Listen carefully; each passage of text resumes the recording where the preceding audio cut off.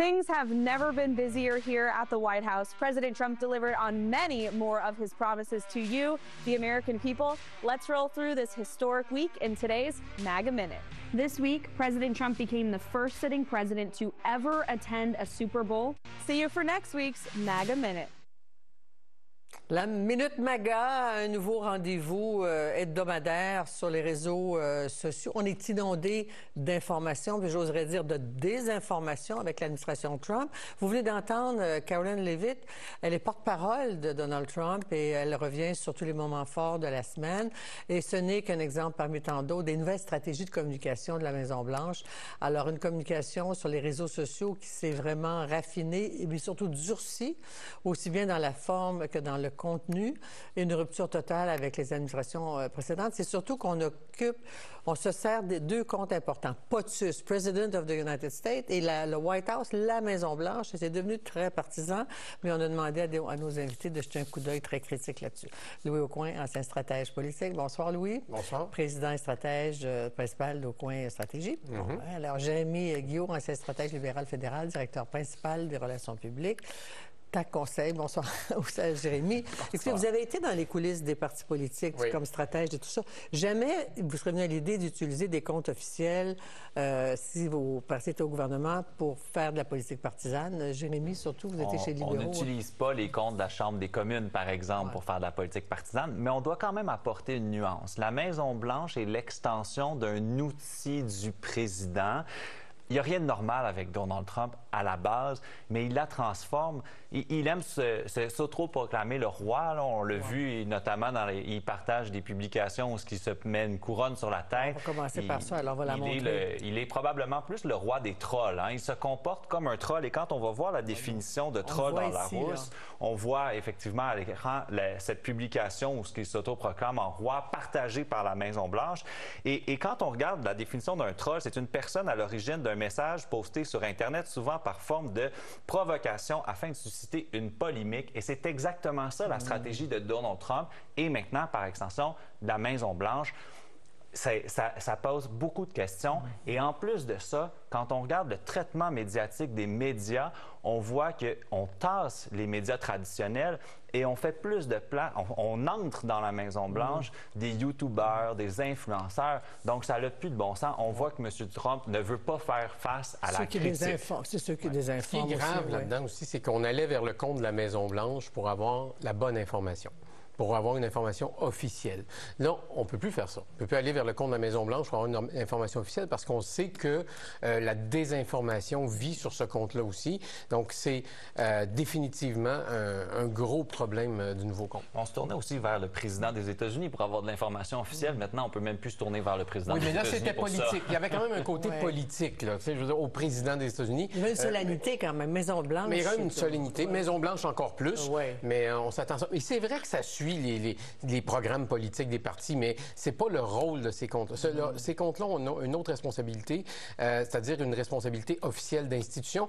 Et là, l'attaque envers les médias, c'est non seulement de nous couper de ce compte-là, mais c'est d'empêcher les fonctionnaires d'être abonnés à certains médias. On a vu ça cette semaine. On apprend aujourd'hui, je fais une parenthèse, que la Associated Press, dont le représentant a été exclu du bureau ovale des points de presse et de Air Force One, poursuit maintenant la chef de cabinet, puis Mme Leavitt, on verra ce que ça donne, parce qu'au nom de la liberté d'expression, ils leur interdisent, pour laisser la place à ces gens-là, ils leur interdisent l'accès. Alors, l'autre, c'est une expression que vous n'êtes sûrement pas familière avec ça s'appelle ASMR, ça met en valeur des sons. Alors, c'est une image qui a été aussi mise sur le compte. On l'écoute.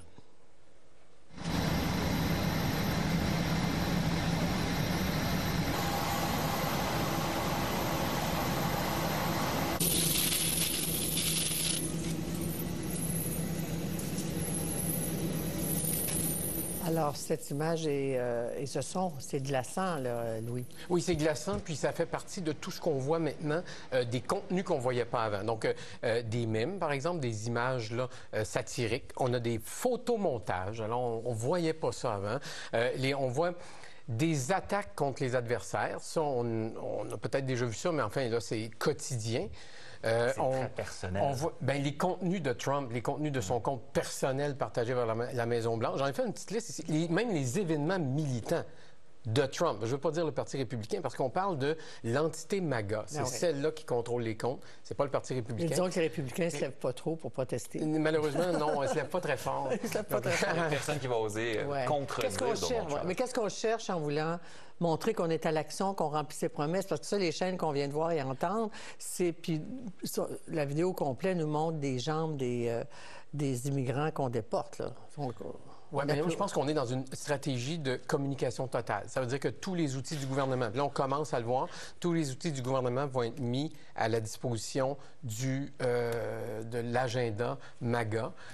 Moi, je prédis ça, mais on commence à voir ces comptes-là. On va voir le département d'État, on va voir Homeland, on va tous les voir tranquillement adopter cette tactique-là. Ouais. Alors qu'on a effacé les pages web de toutes les agences qu'on veut éliminer. On a fait une liste de mots qui sont complètement censurés. On s'en va à quelque part d'inédit, de jamais vu. Là, c'est à la limite terrifiant ce qu'on voit, ce qui se passe en ce moment. Mais moi, je trouve plus préoccupant aussi, c'est qu'au-delà de ce qu'on fait avec les comptes existants, c'est celui qu'on a créé de réponse rapide.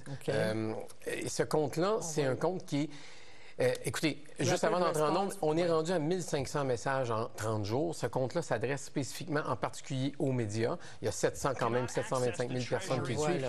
On peut voir là. Et continuellement, on martèle des arguments. Juste, il y a quelques minutes, Bernie Sanders vient d'annoncer sa tournée pour combattre l'oligarchie. Il fait le tour des États-Unis. Et ce compte-là, tout de suite, a dit « Ah oui, mais toi, tu es millionnaire et tu as 3 maisons. Donc, de quoi tu parles? » Et les partis politiques ont toujours eu des équipes qui sont placés pour donner des réponses rapides comme ça aux politiciens, pour les utiliser, mais pas un compte carrément pour eux. Parce que les arguments, par exemple, de Bernie Sanders, ce sénateur indépendant qui est dans le caucus démocrate quand même, puis je l'entendais cette semaine avec Caitlin Corlin qui disait, la logique, c'est ça. On a un homme qui a donné 270 millions de dollars à une campagne et c'est lui maintenant qui commande les contrats, les données et tout ça pour, en fait, ultimement, abolir toutes les agences, envoyer tous les fonctionnaires pour donner ça à ses amis milliardaires pour privatiser. Ça n'aura pas tant d'écho dans les médias traditionnels maintenant. Bien, ça n'aura pas d'écho, mais ce que Elon Musk et Donald Trump, par extension, font en coupant dans la fonction publique de cette façon-là, c'est ils appliquent leur agenda. On sait que Donald Trump a dit à plusieurs reprises qu'il considérait qu'il fallait s'attaquer à ce qu'il appelle, et je le cite, l'État profond, parce qu'autrement, ils vont les atteindre eux. Mais quand ils font ça, ils coupent tellement la fonction publique qu'ils vont finir par briser quelque chose d'irréparable. On coupe à l'environnement, on coupe à la santé publique, la prévention des prochaines pandémies. Et on a appris aussi qu'ils ont coupé plusieurs scientifiques nucléaires qui sont responsables d'entretenir l'arsenal nucléaire des États-Unis. Même la surveillance. Imaginez-vous, ça peut être des conséquences sans précédent. Puis même l'Agence du revenu, hier, 5000 personnes, les gens qui doivent faire la collecte, ceux qui ne payent pas l'impôt, ils ont coupé les fonctionnaires. On a l'impression qu'ils se promènent avec une tronçonneuse, justement, là, et qui coupe sans regard. Sans rien. Il ne se préoccupe pas des conséquences qui vont se répercuter. Et en même temps, on va voir l'image maintenant. Hier, Milei, de l'Argentine, a fait un grand cadeau à Elon Musk, un homme très influent. On regarde ça.